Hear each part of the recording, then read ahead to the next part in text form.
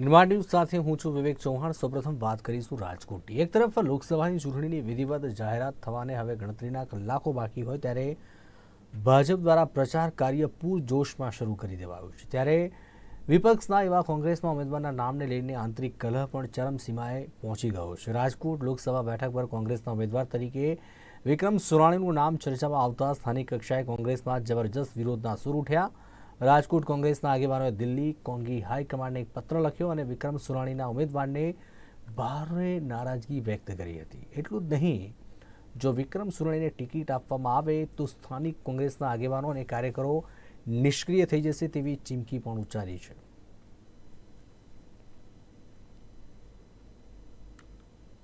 લોકસભાની ચૂંટણીની જાહેરાત હજુ થઈ નથી તે પહેલા ભાજપે ગાંધીનગર લોકસભા બેઠકના ભાજપના ઉમેદવાર તરીકે કેન્દ્રીય ગૃહમંત્રી અમિત શાહે પ્રચારના શ્રી ગણેશ કરી દીધા છે। અમિત શાહે મેમનગર સ્થિત ભીડભંજન હનુમાન દાદાના દર્શન કરી પ્રચારના શ્રી ગણેશ કર્યા। તેમણે કહ્યું કે વડાપ્રધાન મોદીએ મને ફરી એક વખત ગાંધીનગર બેઠકના ઉમેદવાર તરીકે પસંદ કર્યો છે, તે બદલ તેમનો આભાર માનું છું। તેમણે કહ્યું હતું કે મોદીના નેતૃત્વ હેઠળ દેશ વિશ્વમાં અલગ જ સિદ્ધિઓ હાંસલ કરી રહ્યો છે।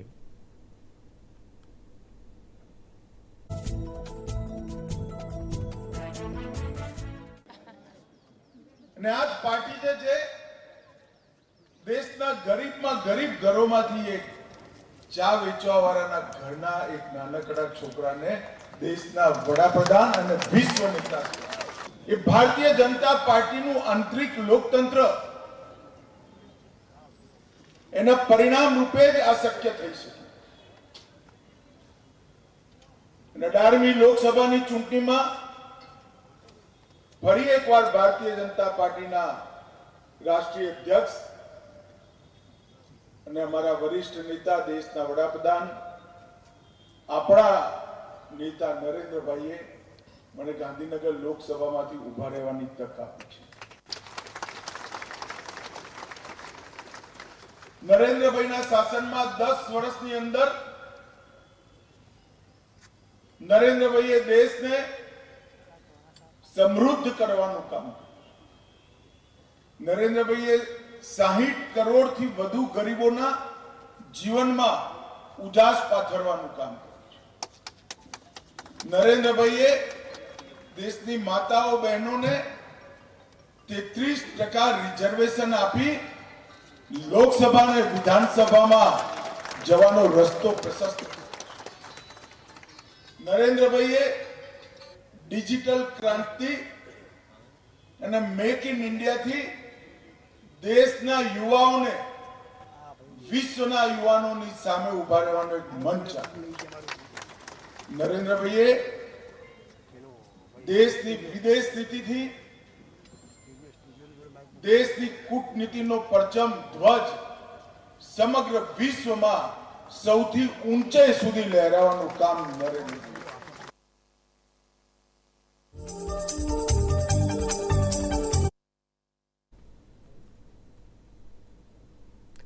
અમદાવાદના આર્થિક ગુના નિવારણ શાખામાં ફરજ બજાવતા પોલીસ અધિકારીને મહિલા ડોક્ટરના પ્રેમનો કરુણ અંજામ આવતો આખરે પીઆઈ ખાચર સામે ફરિયાદ નોંધાઈ છે। ડોક્ટર વૈશાલી જોશીએ ક્રાઇમ બ્રાન્ચના કેમ્પસમાં પોતાને જ ઇન્જેક્શન મારીને આત્મહત્યા કરી લીધી હતી। તપાસ દરમિયાન પોલીસને સુસાઇડ નોટ મળી આવી, જેમાં પીઆઈ બીકે ખાચરની પોતાની આત્મહત્યા માટે જવાબદાર ગણાવ્યા હતા, જેને લઈને ગાયકવાડ હવેલી પોલીસ સ્ટેશન ખાતે પીઆઈ ખાચર વિરુદ્ધ ફરિયાદ નોંધાઈ છે અને પોલીસે પીઆઈ ખાચરની ધરપકડ કરવા ચક્રો ગતિમાન કર્યા છે।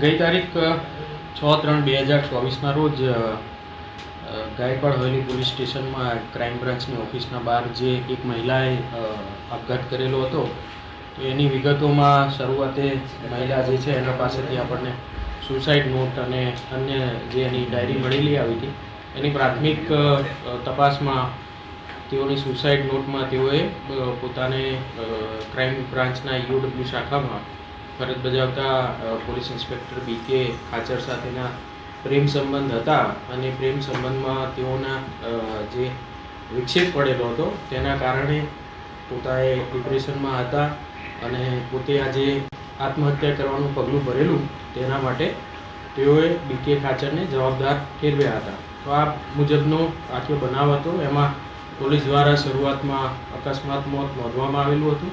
ત્યારબાદ જે ડેડ બોડી છે એના પીએમને એના પરિવારજનોને સોંપવામાં આવેલી હતી.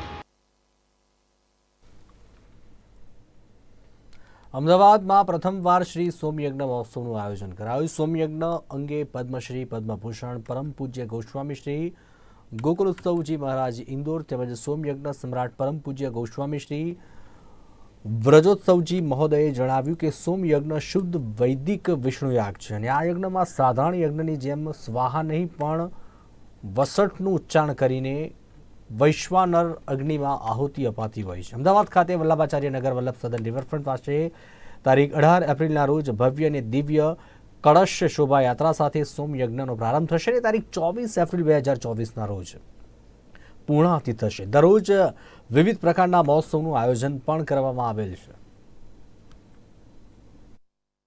મહાસોમયજ્ઞ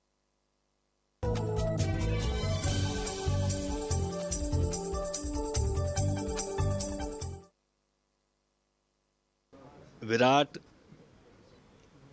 महासोमयज्ञ महोत्सव अहमदाबाद में तारीख 19 अप्रैल से 24 अप्रैल तक 6 दिवसीय विराट भव्य आयोजन होने जा रहा है और स्थल है रिवर फ्रंट श्री वल्लभाचार्य नगर।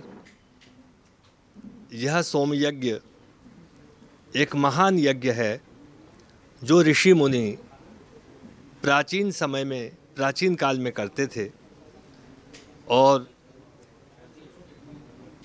मनुष्य जीवन को ही नहीं प्राणी मात्र जीवन की कामना करते हुए शांति और सुख की कामना करते हुए इस यज्ञ का संपादन करते थे। तो वही सोम यज्ञ अहमदाबाद में होने जा रहा है जिसमें चारों वेदों की ऋचाओं के माध्यम से यज्ञ में आहुति दी जाएगी और यज्ञ की अग्नि जो है वो अग्नि मंथन से प्रकट की जाएगी। ऋग्वेद के मंत्रों का उच्चारण होगा, सामवेद के मंत्रों का उच्चारण होगा और फिर यज्ञ की अग्नि जो है उसका प्राकट्य होगा, उसको प्रज्वलित करके उसमें सोम यज्ञ का महान हवन किया जाएगा। और साथ में विष्णु गोपाल महायज्ञ का भी आयोजन है जिसमें समस्त भक्त लोग भी 1 घंटे के लिए विष्णु गोपाल महायज्ञ करेंगे और जिसकी जो मनोकामना है उस मनोकामनाओं को पूर्ण करने के लिए पीले अक्षत हाथ में लेकर यज्ञ की परिक्रमा लगाएंगे और वो सोम कलश मनोकामना कलश में वो पीताक्षत पीले अक्षत पीले चोखा पधराएंगे।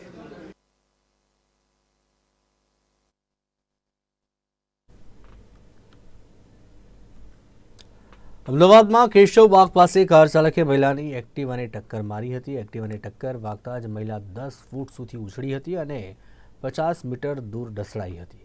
ઘટનાને પગલે લોકો એકત્ર થઈ ગયા અને આ સમગ્ર ઘટના સીસીટીવી કેમેરામાં કેદ થઈ ગઈ છે.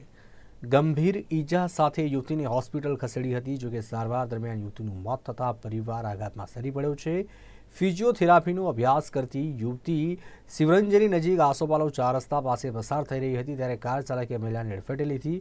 શરીરે પહોંચેલી ગંભીર ઈજાના કારણે તેનું ઘટના સ્થળે મોત નીપજ્યું હતું.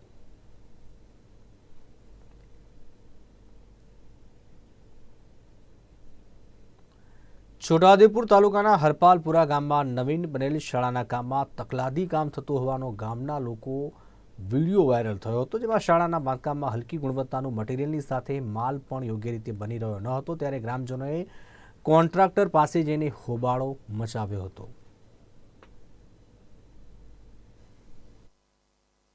નિર્માણ દરમિયાન હલકી કક્ષાનું મટીરિયલ વાપરવામાં આવી રહ્યાનો વિડીયો વાયરલ થતા આ બાબતની ખરાઈ કરવા ગ્રામજનોએ પેટા કોન્ટ્રાક્ટરને મળીને હોબાળો મચાવ્યો હતો. ગ્રામજનોએ જણાવ્યું હતું કે જે મટીરિયલ વાપરવામાં આવી રહ્યું છે તે પૂરતું ન હતું, જેનાથી પાયા મજબૂત નહીં બને અને આ જ પાયા મજબૂત નહીં હોય તો બિલ્ડિંગ પણ મજબૂત નહીં બને. તો કોન્ટ્રાક્ટર પણ આ કામ યોગ્ય રીતે ચાલી રહ્યું હોવાનું રટણ કરતો હતો.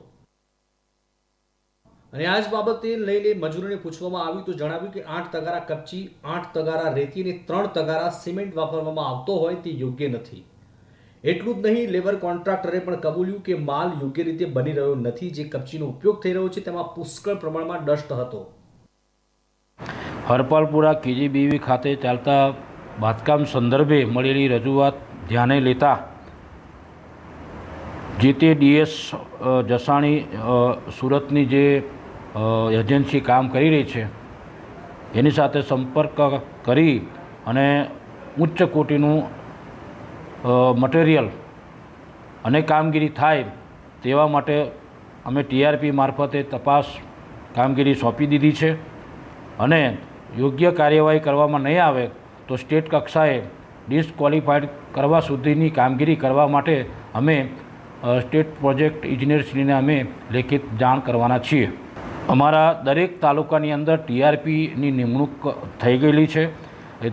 TRP દ્વારા સતત મોનિટરિંગ કરવામાં આવે છે અને TRP દ્વારા અમને તપાસ અહેવાલ જે પ્રકારનો આવશે એ મુજબ એની કાર્યવાહી કરવા માટે બંધાયેલા છે.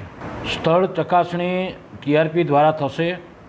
યોગ્ય માલ કઈ પ્રકારનો વાપરે છે એની પણ ચકાસણી એ ત્યાં કરશે અને જો એમાં નબળાઈ જણાશે તો આપણે જે તે એજન્સી સામે યોગ્ય કાર્યવાહી કરવા સુધીની કામગીરી કરવામાં આવશે. આવા ગુણવત્તા વગરના બાંધકામ અંગે જિલ્લા શિક્ષણ અધિકારીને પૂછવામાં આવતા તેમણે જણાવ્યું હતું કે જો કામમાં ક્ષતિ જણાશે તો કોન્ટ્રાક્ટરને બ્લેકલિસ્ટ કરવામાં આવશે અને અધિકારીએ કામને લઈને યોગ્ય તપાસ કરવાની બાહેધરી આપી હતી અને હવે તપાસમાં શું બહાર આવે છે તે જોવું રહ્યું. છોટા ઉદેપુરથી અમારા પ્રતિનિધિનો રિપોર્ટ. જૂનાગઢ શહેર વિસ્તાર વિકાસ સત્તામંડળ દ્વારા સ્કીમ લાગુ કરવામાં આવતા ખેડૂતો દ્વારા ઉગ્ર આંદોલન કરવામાં આવ્યું. ખેડૂતો 6 દિવસથી ધરણા કરી રહ્યા હતા અને જુડા કચેરીનો ઘેરાવ કર્યો. અધિકારીઓ દ્વારા ખેડૂતોના પ્રશ્ને યોગ્ય નિકાલની ખાતરી આપીને સોમવારે અથવા તો મંગળવારે મીટિંગનું વચન આપવામાં આવ્યું. બીજી બાજુ કિસાન સંઘ દ્વારા એવી જાહેરાત કરાઈ છે કે જો ખેડૂતોની જમીન પ્રાપ્ત થઈ જાય એવા કાળો કાયદો રદ નહીં થાય તો આવનારા દિવસોમાં યોજાનારી લોકસભાની ચૂંટણીમાં ખેડૂતો મતદાનનો બહિષ્કાર કરશે અને પોતાના ગામમાં રાજકીય નેતાઓને પ્રવેશબંધી ફરમાવી દેશે.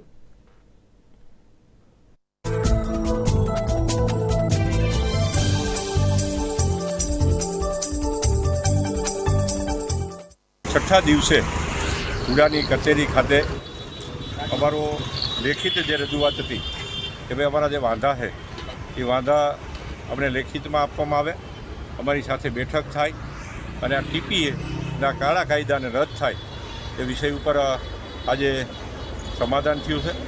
TP અધિકારીએ નીચે આવી અને લેખિત બધું આપી દીધું છે અને આવતા સોમ મંગળમાં આની જુડાના ચેરમેન સાથે એક બેઠક થાય. ખેડૂતોની જે કંઈ વાત છે એને સાંભળવામાં આવશે, ચર્ચા થશે અને એ રીતે આજે આંદોલન સમેટાઈ ગયું છે. બીજા નંબરની અંદર ખેડૂતોની અંદર ખૂબ મોટો રોષ ફાટી નીકળ્યો છે, કારણ કે ખેડૂતોની જમીન જાય છે અને બેટરમેન્ટ ચાર્જ લાગે છે.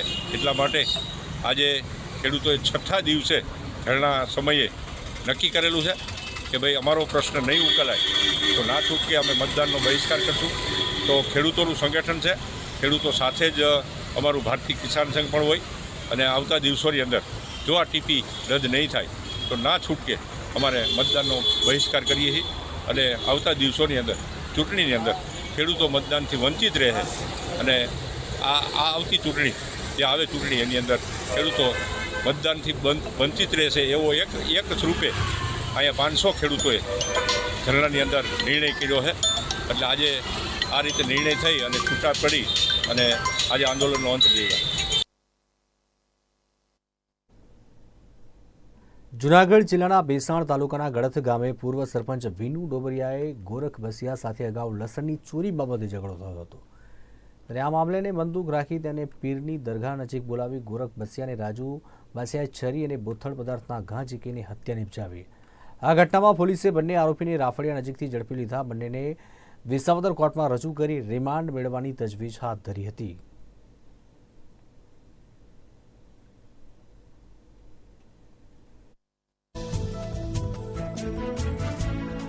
તે અનુસંધાને આ જે બનાવ બનેલો તેમાં મરણ જનાર વિનુભાઈ ડોબરિયા અને જે અન્ય બે આરોપીઓ છે ગોરખ જસકુભાઈ બસિયા, રાજુભાઈ બાગુભાઈ બસિયા, આ બંને મૂળ રહેવાસી ગળતના હોય, પરંતુ એ જે રાજુ બસિયા છે તે હાલ અમરેલી રહેતો હોય. આ બનાવની ગંભીરતાને ધ્યાને લઈ અને આ ટેકનિકલ સર્વેલન્સ તથા ખાનગી બાતમીદારો મારફતે એસઓજી પીઆઈ અને પીએસઆઈ શ્રી દ્વારા તેમની ટીમ મારફતે આ જે બંને આરોપી નાસ્તા ફરતા હોય તેમને પકડી પાડેલ છે. હાલ આ બનાવની હાલ તપાસ ભેસાણ પીએસઆઈ ચલાવી રહેલ છે. હાલ જે તપાસના પ્રાથમિક તબક્કે પૂછપરછ દરમિયાન જે આરોપીઓ હકીકત જણાવેલ તે મુજબ જે મરણ જનાર વિનુભાઈ સાથે અગાઉ લચણસોરી બાબતે આ બંને આરોપીઓ પૈકી ગોરખ બસિયા છે તેની સાથે બોલાચાલી થયેલી હોય અને તે બાબતની અદાવતને રાખી અને આ ગોરખ બસિયાએ છે ગઈ તારીખ 13/3/2024ના રોજ આ જે મરણ જનાર વિનુભાઈ છે તેમને રાત્રિના 9:30 કોલ કરી અને જે પીરની દરગાહ છે ગામની બાજુમાં ત્યાં બોલાવેલા અને ત્યારબાદ છે આ આરોપી છે એ હત્યાના ઈરાદે જ ગયેલા હોય અને મરણ જનારને છે ગંભીર ઈજાઓ પહોંચાડી મોત નિપજાવેલ છે. જ્યારે વિનુભાઈ ડોબરિયા મરણ જનાર છે તેમને રાત્રિના 9:47 કોલ કરેલો અને જણાવેલ કે તમારે પેલા લસણના જે રૂપિયા લેવાના છે તે પીરની દરગાહ તમે લેવા આવો, આવી હકીકત જણાવેલ. જેથી વિનુભાઈ પોતાની 2 વ્હીલ લઈ અને ત્યાં જે બનાવવાળા સ્થળે પહોંચેલા. આ સમયે પહેલાં પૂર્વ તૈયારી સાથે આવેલા બંને આરોપીઓએ પોતાની પાસે ચપ્પુ વડે તેના પર તેના શરીરના ભાગો પર જીવલેણ હુમલો કરેલો. આ ઉપરાંત વિનુભાઈની 2 વ્હીલ પર જે બરણી હોય તેના ઉપયોગ વડે તેના માથામાં છે બોથડ પદાર્થથી ઈજાઓ પહોંચાડેલી અને છે તેમનું મૃત્યુ નિપજાવેલ. આ પૈકી જે આરોપી નંબર 1 છે ગોરખ જસકુભાઈ બસિયા, તેના વિરુદ્ધ અગાઉ પ્રોહિબિશનના ગુનાઓ દાખલ થયેલા છે. જ્યારે અન્ય આરોપી રાજુ બસિયા વિરુદ્ધ છે મારામારીનો અને એક્સિડન્ટનો કેસ દાખલ થયેલો છે. વડોદરાના છેલ્લી 2 ટર્મના સાંસદ અને ભાજપના શીર્ષ નેતૃત્વએ સતત 3જી ટર્મ માટે ફરી રંજન ભટ્ટને ઉમેદવાર તરીકે જાહેર કરાતા જિલ્લા ભાજપમાં જશ્નનો માહોલ સર્જાયો છે. સાંસદ રંજનબેન ભટ્ટે પોતાના મત વિસ્તાર સાવલીની મુલાકાત લીધી અને સાવલીના સુપ્રસિદ્ધ ભીમનાથ મહાદેવ મંદિરના દર્શનાર્થે પહોંચ્યા હતા. તેમણે સમાધિ મંદિરે બ્રહ્મલીન પરમ પૂજ્ય સ્વામીજી અને ગેમીનાથ દાદાને શીશ નમાવી આશીર્વાદ મેળવી ધારાસભ્ય સાથે મહાદેવની પૂજા અર્ચના કરી. કાર્યક્રમમાં ભાજપના કાર્યકરો, હોદ્દેદારો સહિત જિલ્લા તાલુકા પંચાયતના અધિકારીઓ, સરપંચોએ તેમનું ઉષ્માભર્યું સ્વાગત કર્યું હતું. દેશના પ્રધાનમંત્રી આદરણીય નરેન્દ્રભાઈ મોદીજી દ્વારા વડોદરા લોકસભાની સેવા કરવાની 3જી વખત જ્યારે જવાબદારી આપી છે, હું પ્રધાનમંત્રી શ્રી નરેન્દ્રભાઈ મોદીજીનો ખૂબ ખૂબ આભાર માનું છું. દેશના ગૃહમંત્રી આદરણીય અમિતભાઈ શાહજી, રાષ્ટ્રીય અધ્યક્ષ આદરણીય જેપી નડ્ડાજી, સાથે સાથે પ્રદેશના અધ્યક્ષ આદરણીય CR પાટીલ સાહેબ અને રાજ્યના મુખ્યમંત્રી શ્રી આદરણીય ભૂપેન્દ્રભાઈ પટેલ, તેમનો પણ હું ખૂબ ખૂબ આભાર માનું છું. રાષ્ટ્રીય નેતૃત્વગણ, પ્રદેશનું નેતૃત્વગણ, તેમનો હું ખૂબ ખૂબ આભાર માનું છું. સાથે સાથે મારા વડોદરા લોકસભાના શહેર હોય, જિલ્લો હોય, તમામ ધારાસભ્યશ્રી, સૌ સંગઠનની ટીમ, સૌ કાર્યકર્તાઓ, દરેક ચૂંટાયેલા પ્રતિનિધિ અને વડોદરા લોકસભાના તમામ મતદારો જે મને આશીર્વાદ આપ્યા છે અને જે 10 વર્ષ મારી સાથે જોડાઈને પ્રેમભાવ સાથે મને જે સહયોગ આપ્યો છે અને એટલે ફરીથી મને આ સેવા કરવાની તક મળી છે, હું તમામનો ખૂબ ખૂબ આભાર માનું છું. આજે સાવલી ખાતે સ્વામી બાપાની મંદિરે આવીને સ્વામીજીના આશીર્વાદ લીધા. જગદીશગીરી બાપુજીના આશીર્વાદ 2014માં જગદીશગીરી બાપુજી રાત્રે 11 વાગે આશીર્વાદ આપ્યા હતા. આ સાવલી મંદિરે સ્વામીજીના હંમેશા આશીર્વાદ મને 10 વર્ષ મળતા રહ્યા છે અને કેતનભાઈ હંમેશા ખૂબ સહયોગ સાથે આ વિધાનસભાને લોકોને પ્રેમ આપીને અમે બંને ભાઈ બહેનોએ સાથે રહીને સાવલી વિધાનસભાના કાર્યકર્તા હોય કે સાવલી વિધાનસભાના સૌ મતદાતા હોય, તેમની વચ્ચે સેવાનું કામ કર્યું છે. ફરીથી ભારતીય જનતા પાર્ટીએ જ્યારે તક આપી છે ત્યારે અમે ભારતીય જનતા પાર્ટી, પ્રધાનમંત્રી શ્રી અને તમામનો ખૂબ ખૂબ આભાર માનીએ છીએ.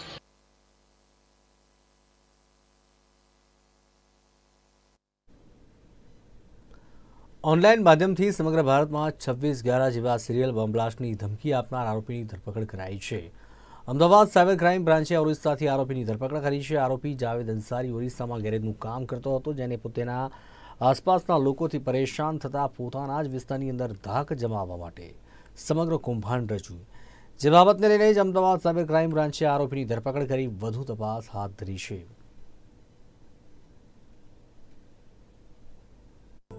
રોકવાનું હોય તો રોકી લો, એ રીતની ધમકી ભરેલો મેલ કરેલો. અલગ અલગ એજન્સી હતી, જેમ કે એનઆઈની અલગ અલગ 6-7 ઓફિસો, એ સિવાય આપણે માધુપુર રેન્જ, જહારિયા રેન્જ, અલગ અલગ રેન્જ આઈડીના મેલ ઉપર કરેલો. પ્લસ આપણે સીબીઆઈ એસીબી ગાંધીનગરને પણ એક મેલ કરવામાં આવેલ. એ સિવાય અલગ અલગ બીજી સંસ્થાઓને પણ મેલ કરવામાં આવેલો હતો. મેલ કરીને એ આ ધમકી આપેલી હતી કે મારી પાસે ટેરરિસ્ટો તૈયાર છે, 26/11ની જેમ હું સિરિયલ બ્લાસ્ટ કરીશ અને તમારે રોકવું હોય તો મને રોકી શકો. અને એમ કરી અને એક ફેસબુકની એમને પ્રોફાઇલ આપેલી. ફેસબુકની પ્રોફાઇલની અંદર અલગ અલગ ફોટોઝ શેર કરેલા હતા. એની અંદર લખેલું હતું international terrorist organisation, contact number નીચેનો આપેલો છે અને એનો પોતાનો પિનકોડ આપેલો હતો. એટલે આ રીતે અમને આ માહિતી મળતા અમે ટેકનિકલ સર્વેલન્સ થકી વિગતો લઈ અને આરોપીઓને પહોંચવા માટે, ઝડપી પાડવા માટે એક ટીમ બનાવી અને ટીમને ઓરિસ્સા ખાતે મોકલવામાં આવી, જેમાં એક મદદનીશ સબ ઇન્સ્પેક્ટર તથા 3-4 કોન્સ્ટેબલોની ટીમ બનાવી તાત્કાલિક પકડી પાડવા માટે અહીંથી રવાના કરવામાં આવી. અને ત્યાં ઓરિસ્સા રાજ્યમાં જસરગુડા જિલ્લામાં બ્રિજરાજનગર પોલીસ સ્ટેશનની જે એરિયા છે, ત્યાં બ્રિજરાજનગર પોલીસ સ્ટેશન એરિયામાંથી આ આરોપીને ઝડપી પાડવામાં આવે છે.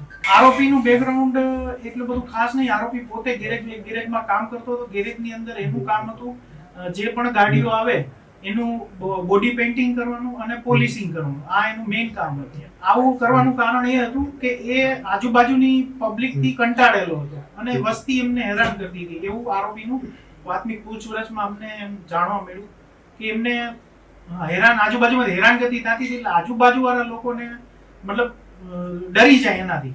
આ રીતની એ પોતે કાર્યવાહી કરે અને આનાથી ડરી જાય એટલા માટે એના કામ કરવાનું. બસ એ પોતે ગેરેજમાં હતો એટલે એમ કહેતા હતા કે કોમ્પિટિશનો છે, બહુ બધી કોમ્પિટિશન, તારા કારણે એમને આવું બધું થઈ જાય છે, તો તું આ બંધ કરી દે. બોડી પોલિશિંગનું જે પેઇન્ટિંગનું એનું કામ હતું એ સારું હતું. એટલે એના કારણે પછી આને ઓનલાઈન ઇન્ટરનેટ મોબાઈલ જોતો હતો એટલે એને ધ્યાનમાં આવ્યું કે ચાલો હું કંઈક આવું કરું જેનાથી આ લોકો બી જાય અને મને હેરાનગતિ બંધ થઈ. એના એક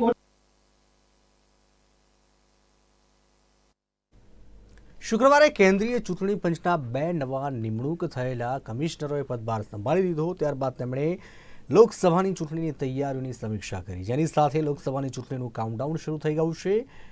ખાસ કરીને શનિવારે જ્યારે 3 વાગે એટલે કે 16 તારીખે 3 વાગે ચૂંટણી પંચની પ્રેસ કોન્ફરન્સ યોજવાની હોય, જેમાં લોકસભાની ચૂંટણીની જાહેરાત કરવામાં આવી શકે છે. પ્રાથમિક માહિતી અનુસાર ગુજરાતમાં એક જ તબક્કામાં મતદાન યોજાઈ શકે તેમ છે.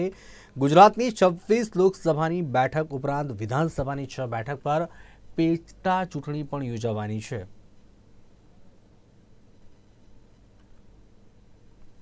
ધોરણ 10 અને 12ની પરીક્ષાઓ ચાલુ છે, ત્યારે ધોરણ 10ના વિદ્યાર્થીઓને સમાજ વિદ્યાનું પેપર હતું તે પણ સરળ નીકળતા વિદ્યાર્થીઓમાં ખુશી જોવા મળી હતી. સમાજ વિદ્યાનું પેપર કે જેમાં બુકમાંથી પ્રશ્નો આવ્યા હોવાનું વિદ્યાર્થીઓએ જણાવ્યું. ધોરણ 10ના વિદ્યાર્થીઓને હવે 2 દિવસ રજા રહેશે અને સોમવારે પરીક્ષા હશે.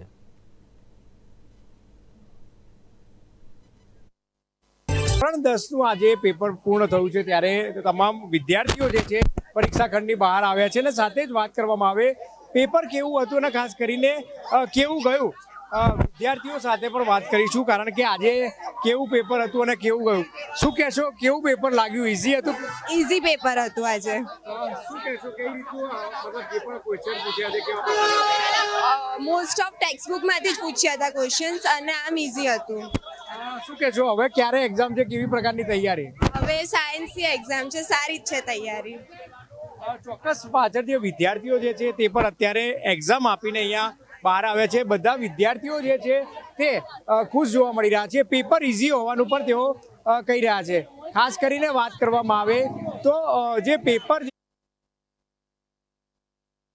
પણ કહી રહ્યા છે. વિદ્યાર્થી સાથે પણ પૂછીશું, કેવું ગયું એક્ઝામ, કેવી ગઈ? સારી હતી એમ, બહુ સારી. પેપર ઇઝી હતું? શેમાંથી પૂછ્યું? મતલબ ઓલમોસ્ટ ગાલામાંથી એમાં પૂછતા હતા. ગાલામાંથી ને ટેક્સ્ટબુકની અંદરથી અમુક ક્વેશ્ચન ટેસ્ટ કરીને પૂછાતા ને એવું. ચોક્કસ વિદ્યાર્થીઓ જે કહી શકાય કે એક્ઝામ ઇઝી હોવાના કારણે અત્યારે પણ ખુશ જોવા મળી રહ્યા છે. હવે સોમવારે ફરીથી 10માની જે એક્ઝામ છે તે થશે, ત્યારે વાત કરવામાં આવે તો આજનું જે પેપર જે છે તે ખૂબ જ સરળ હોવાનું પણ વિદ્યાર્થીઓ જણાવી રહ્યા છે. કેમેરામેન ચંદ્રકાંત વોરા સાથે બ્રિજેશ દવે, અમદાવાદ. માર્ચ મહિનાના બીજા અઠવાડિયામાં જ રાજ્યમાં તાપમાનનો પારો 35 ડિગ્રી જતા લોકો ઉનાળાની શરૂઆતમાં ત્રાહિમામ પોકારી ઉઠ્યા હતા. બીજી તરફ ઉત્તર ભારતના અમુક વિસ્તારોમાં હિમવર્ષાને કારણે લોકોએ બેવડી ઋતુનો અનુભવ કરી રહ્યા છે. હજુ પણ રાત્રિના સમયે લોકો ઠંડીનો અનુભવ કરી રહ્યા છે, તો બપોર બાદ કાળઝાળ ગરમીનો અનુભવ કરી રહ્યા છે. રાજ્યમાં આગામી 5 દિવસમાં ગરમી વધવાની હવામાન વિભાગે આગાહી કરી છે. 16 માર્ચથી તાપમાનમાં વધારો થશે, તેમજ રાજ્યમાં પવનની દિશા ઉત્તર પશ્ચિમથી ઉત્તર તરફ છે. 9 શહેરોમાં તાપમાન ઉનાળાની શરૂઆતને 34 ડિગ્રીને પાર પહોંચ્યું છે અને હવામાન વિભાગે વાતાવરણ અંગે આગાહી કરી છે કે રાજ્યમાં તાપમાન સામાન્ય કરતાં ઓછું નોંધાઈ રહ્યું છે.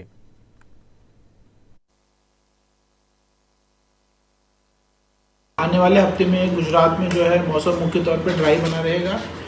आने वाले हफ्तों में जो है बारिश की अगर बात करें तो अभी किसी भी प्रकार के जो है अनुमान देखने को नहीं मिल रहे हैं आने वाले हफ्ते में बारिश के.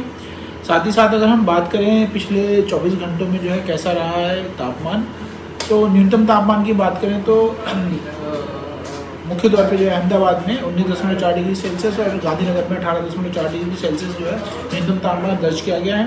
साथ ही बात करें अधिकतम तापमान की, तो अधिकतम तापमान गांधीनगर और अहमदाबाद दोनों जगह जो है 34.5 डिग्री सेल्सियस जो है दर्ज किया गया है.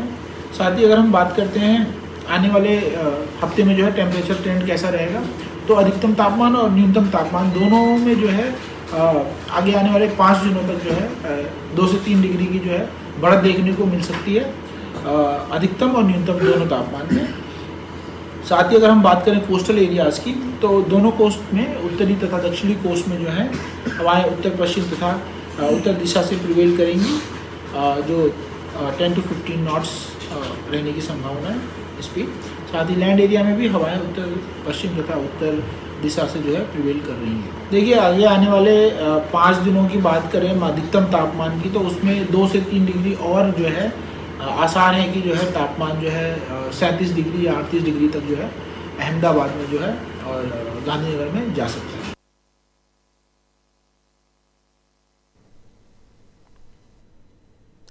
તો આ હતા અત્યાર સુધીના સમાચાર. વધુ સમાચાર અને ન્યૂઝ અપડેટ માટે આપ જોતા રહો નિર્માણ ન્યૂઝ. નમસ્કાર.